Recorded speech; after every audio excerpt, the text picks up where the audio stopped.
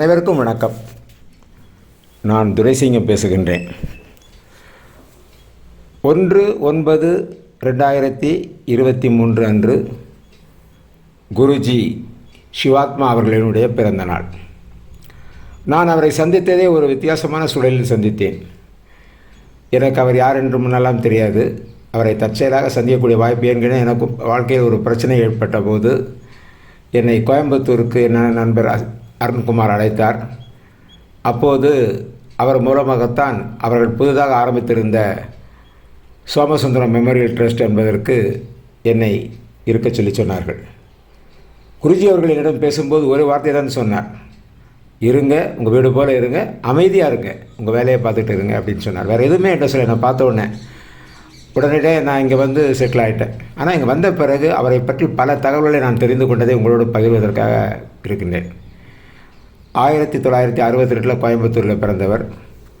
கிட்டத்தட்ட ஏழ்மை நிலைமையில் இருந்து அதன் பிறகு ஒவ்வொரு காலகட்டத்திலும் பல வகையில் முன்னேற்றங்கள் அடைந்து ஒரு சோஷியல் நெட்வொர்க்கை உருவாக்கி அதன் மூலமாக யுனிவர்சல் ஃபவுண்டேஷன் என்ற ஒரு அமைப்பை உருவாக்கி அதன் மூலமாக அதாவது வாழ்க்கையில் வந்து ஆதரவற்றோர் முதியோர் இலவச காப்பகம் என்பதை நடத்தி வருகின்றார். கிட்டத்தட்ட தமிழகத்தில் மட்டுமே 29 இடங்களில் நடத்தப்படுகிறது. இதனுடைய முக்கிய மெயினான ஆசிரமம் வந்து கோயம்புத்தூர் தான். அதில் வந்து பார்த்திங்கன்னா அவருடைய செய்யக்கூடிய பணியில் வந்து நான் வந்து இங்கே வந்து சேர்ந்த பிறகு ஒரு முறை அவரை பார்ப்பதற்காக போயிருந்த போது பார்த்தேன். அங்கே மனநிலை பாதிக்கப்பட்ட குழந்தைகள், அது மாதிரி வயதானவர்கள் அனைவருக்குமே இலவசமாக அவர் அங்கே தங்குமிடம், உணவு எல்லாம் கொடுத்தவர்களை பாதுகாத்து வருகின்றார்.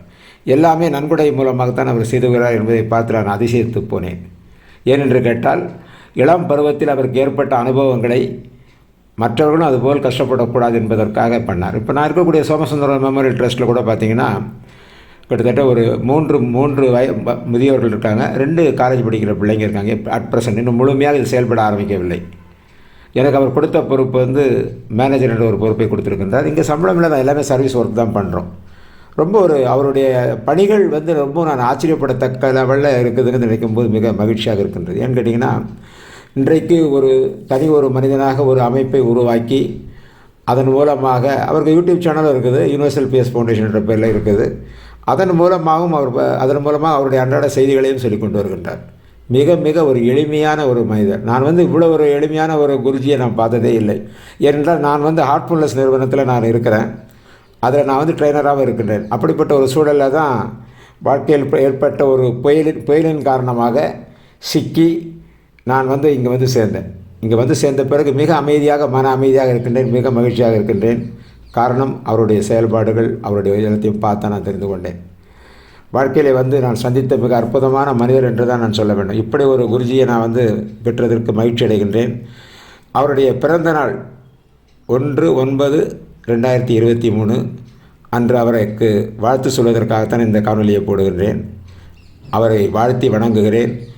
அவருடைய நீண்ட காலம் வாழ்ந்து பல நல்ல காரியங்களை அவர் செய்ய வேண்டும் என்பதுதான் என்னுடைய ஆவா. அவருக்கு நீண்ட ஆயுளை கொடுக்கும்படி இறைவனுடன் பிரார்த்தித்துக் கொள்கிறேன். அவருடைய செய்திகள் அனைத்தையும் அவருடைய யூடியூப் சேனலில் முழுமையாக பார்க்கலாம்.